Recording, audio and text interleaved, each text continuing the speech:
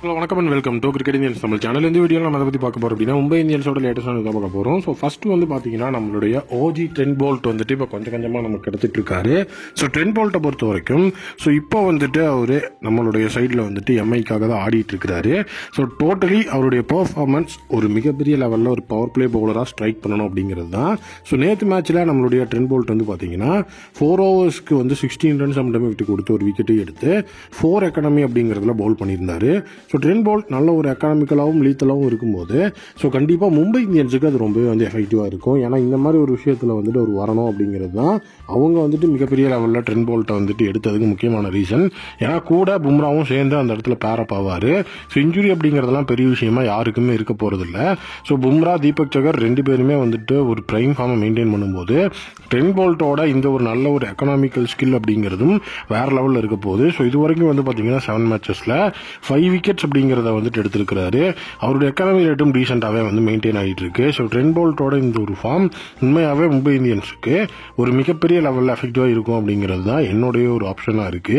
So next அதே நேரத்தில் வந்து பார்த்தீங்க அப்படின்னா IPL 2025 எம்ஐயோட மிகப்பெரிய கன்ஃபியூஷன். ஸோ அது என்ன அப்படிங்கிறத பார்ப்போம்.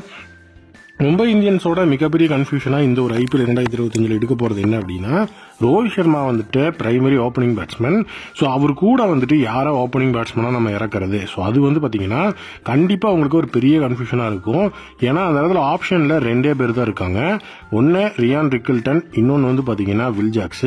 ஸோ இதில் யார் வந்து பார்த்தீங்கன்னா ஒரு பிரைமரி ஃபார்ம் அப்படிங்கிறதுல வந்து வச்சிருக்கிறாங்களோ அவங்கள ஈஸியாக நம்ம வந்துட்டு உள்ளே எடுத்துகிட்டு வந்துட்டு கொண்டு வந்துட்டு அவங்கள வந்து ஆட வச்சுட்டு போயிடலாமே ப்ரோ அப்படின்னு நீங்கள் வந்து கேட்கலாம். பட் இப்போ 2 பேருமே செமையான ஒரு பெர்ஃபார்மன்ஸ் தான் கொடுத்துருக்காங்க. ஸோ நேற்று 2 பேருமே வந்து மேட்ச் விளாண்டுருந்தாங்க. அதாவது எம்ஐ கேப் டவுனும் நேற்று ஆடி இருந்தாங்க, எம்ஐ எம்ரிட்ஸும் ஆடி இருந்தாங்க. ஸோ 2 பேருமே வந்து பார்த்தீங்கன்னா அருமையான ஒரு பெர்ஃபார்மன்ஸ். ஸோ ரியான் ரிக்கில்டன் வந்து பார்த்தீங்கன்னா 41 பாலை ஃபேஸ் பண்ணி 63 ரன் அடிச்சிருக்கிறாரு. ஸோ அதில் வந்து 3 பவுண்டரி 6 சிக்ஸர். அதுலேயும் ஜூனியர் டாலாவோட ஒரே ஓவரில் வந்து பார்த்தீங்கன்னா தலைவன் 25 ரன் அப்படிங்கிறது வந்து அடிச்சு மாஸ் கட்டியிருக்கிறாரு. ஸோ ரியான் ரிக்கில்டன் மட்டும்தான் பர்ஃபார்ம் பண்ணாரா அப்படின்னா கிடையாது. வில் ஜாக்ஸ் வந்துட்டு அவர் நைட்டு வந்து பார்த்தீங்க அப்படின்னா அவரு அதுக்கு மேலே ஸோ டோட்டலி 4 ஓவரை கம்ப்ளீட் பண்ணி 29 ரன்னை மட்டுமே விட்டு கொடுத்து ஒரு விக்கெட் அப்படிங்கிறது எடுத்திருக்கிறாரு அட் 7.2 எக்கானமியில்.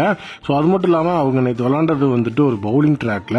ஸோ அவங்களோட டார்கெட்டே பார்த்தீங்கன்னா அண்டர் 140 அப்படிங்கிற சுச்சுவேஷன்ல தான் இருந்தது. ஸோ அந்த மேட்ச்ல வந்து பார்த்தீங்க அப்படின்னா நம்மளுடைய வில் ஜாக்ஸ் 56 ரன்கள் அப்படிங்கிறத 53 பால் அடிச்சிருக்கிறாரு. 11 ரன்கள் அப்படிங்கிற வித்தியாசத்தில் அந்த மேட்ச் வில் ஜாக்ஸ் ஒரு டீம் தோத்துருந்தாலும் ஸோ அந்த ஒரு பவுலிங் ட்ராக் அப்படிங்கிறதையும் வந்து ஒரு நீட்டாக வந்து டீசெண்டாக ஆடி கொடுத்துருக்கிறார் அப்படிங்கிறது ஒரு விஷயம் இருக்கு. ஸோ இந்த இடத்துல அவங்களோட மிகப்பெரிய கன்ஃபியூஷனே யாரை எடுக்கிறது அப்படிங்கிறது தான்.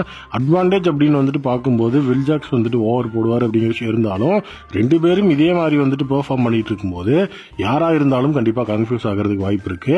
ஸோ இதுக்கு கண்டிப்பாக வந்து ஹர்திக் பாண்டியா டிசைட் அப்படிங்கிற ஒரு விஷயத்த பண்ணி ஆகணும். அதுதான் மெயினாக அவங்க வந்துட்டு கேம்ப் ஆரம்பிச்சதுக்கப்புறம் பிரைமரியாக பண்ண போகிற விஷயமா இருக்கும். ஸோ என்னோட ஒப்பீனியனில் நான் அதை தான் பார்க்குறேன். நீங்கள் வந்துட்டு என்ன நினைக்கிறீங்க அப்படிங்கிறத கமெண்ட்டில் சொல்லுங்கள். ஸோ நெக்ஸ்ட் வந்து பார்த்தீங்கன்னா சூரியகுமார் யாதவ் வர்சஸ் நம்மளுடைய ருத்ராஜ் கெய்க்வாத். ஸோ இப்போ சிஎஸ்கே ஃபேன்ஸ் வந்து பார்த்தீங்கன்னா ருத்ராஜ் கெய்க்வாத்தை போட்டு பொழந்துட்டு இருக்கிறாங்க. எதனால அப்படின்னா ஸோ நேற்று வந்து இந்தியா வர்சஸ் இங்கிலாந்து மோதின 2வது T20 நடந்தது. ஸோ அந்த T20யில் பார்த்தீங்கன்னா ஸ்பின்னர்ஸ் அப்படிங்கிற அந்த அடிப்படையில் அக்ஷர் பட்டேல், ஸோ வருண் சக்கரவர்த்தி, ரவி பிஷ்னாயி எல்லாருமே வந்து பார்த்தீங்கன்னா சூப்பராக வந்து ஒரு பெர்ஃபார்மன்ஸை கொடுத்துருந்தாங்க. ஸோ அது மட்டும் இல்லாமல் அந்த இடத்துல ஸ்கை தான் வந்து கேப்டனாக இருந்தார். ஸோ ஸ்கை வர்சஸ் கெய்க்வாத் அப்படிங்கிற விஷயத்தை இப்போ எதுக்காக கொண்டு வராங்கன்னா அந்த ஸ்பின்னர்ஸ் அப்படிங்கிற அந்த அடிப்படையில் ஸோ வந்துட்டு நீட்டாக சேப்பாக்கில் வந்து பார்த்தீங்கன்னா ரொட்டேட் பண்ணார் எல்லாத்தையுமே. எந்தெந்த ஸ்பின்னர்ஸை எங்கே கொண்டு வரணும் அப்படிங்கிற மாதிரிலாம் பண்ணி அபிஷேக் சர்மாக்கெலாம் வந்து பார்த்தீங்கன்னா ஒரு விக்கெட்லாம் விழுந்தது. பட் ஆனால் வந்து சேப்பாக்கில் வந்துட்டு நம்மளுடைய ருத்ராஜ் கெய்க்வாத்தோட கேப்டன்சியில் ஸ்பின்னர் டாமினண்ட்டான ஒரு பிச்சில் ஸ்பின்னர்ஸை அவர் வந்து ஒரு டாமினண்ட்டாக வைக்கவே இல்லை. ரொம்பவே வந்து பார்த்தீங்கன்னா ப்ரிடாமினண்ட்டாக தான் ஸ்பின்னர்ஸையே வந்து அவர் யூஸ் பண்ணிட்டு இருந்தார். நீங்களும் இந்த மாதிரி அதாவது சூரியகுமார் யாதவ் நேற்று வந்து எப்படி ஸ்பின்னர் யூஸ் பண்ணாரோ அந்த மாதிரி யூஸ் பண்ணியிருந்தா ஸோ கண்டிப்பாக வந்துட்டு நம்மளுடைய சிஎஸ்கேவும் பிளே ஆஃப்ஸுக்கு போயிருக்கோம். இதுக்கப்புறமா இவரை பார்த்து கற்றுக்குங்க அப்படிங்கிற மாதிரி ஒரு விஷயத்தை தான் சிஎஸ்கே ஃபேன்ஸ் வந்துட்டு இப்போ புதுதாக போட்டு ட்ரெண்ட் பண்ணிட்டு இருக்கிறாங்க. ஸோ கண்டிப்பாக வந்துட்டு சிஎஸ்கேக்கு வந்து நாட் ஓன்லி சிஎஸ்கே எல்லாத்துக்குமே தெரியும் அது வந்து அது சேப்பாக் அப்படின்னு வந்துட்டாலே அந்த இடத்துல வந்து அது வந்து ஸ்பின் ஃப்ரெண்ட்லி ட்ராக் அப்படின்னு. ஸோ கெய்க்வாத் அதை வந்து கண்டிப்பாக வந்து மாற்றிக்கணும். ஏன்னா ஸ்பின்னர்ஸ் கெய்க்வாத் அப்படிங்கிற விஷயத்தில் நிறைய இஷ்யூ போகும் போல் அதெல்லாம் மாற்றினாதான் அடுத்தது சிஎஸ்கே எம்ஐ ரைவல்ரி வேறு லெவலில் இருக்கும்.